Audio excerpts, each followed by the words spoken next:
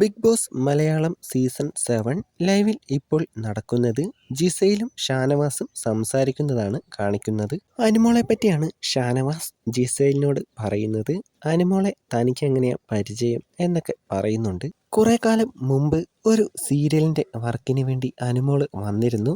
എന്നാൽ അനുമോൾക്കന്ന് അഭിനയിക്കാനൊന്നും അറിയില്ല, അതുകൊണ്ട് സെലക്ട് ആയില്ല. അന്നവൾ ഒരുപാട് കരഞ്ഞു. പിന്നീട് വേറൊരു ഷോയിൽ വെച്ചും കണ്ടിട്ടുണ്ട്.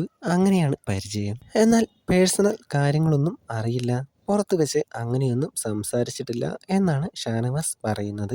ഇവിടെ വെച്ച് എല്ലാവരും അനുമോളെ ടാർഗറ്റ് ചെയ്യുന്നത് കണ്ടപ്പോൾ എനിക്ക് അവളെ സപ്പോർട്ട് ചെയ്യാനാണ് തോന്നിയത്.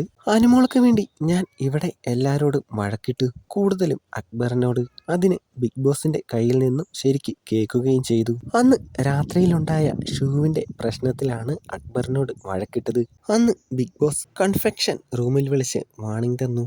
എന്നാൽ അവിടെ നിന്ന് ഇറങ്ങി വന്നപ്പോൾ അനുമോള് ഒരു നന്ദി വാക്ക് പോലും പറഞ്ഞില്ല. അവൾക്ക് വേണ്ടിയാണ് ഞാൻ അന്ന് അത്രയും വഴക്കിട്ടത്. ഇക്ക ഓക്കെയാണോ എന്ന് പോലും അവള് ചോദിച്ചില്ല. ഇനി ഞാൻ അവളെ സപ്പോർട്ട് ചെയ്യില്ല. ഇപ്പോൾ അവൾക്ക് പുറത്ത് നല്ല സപ്പോർട്ടുണ്ട് എന്നെനിക്കറിയാം.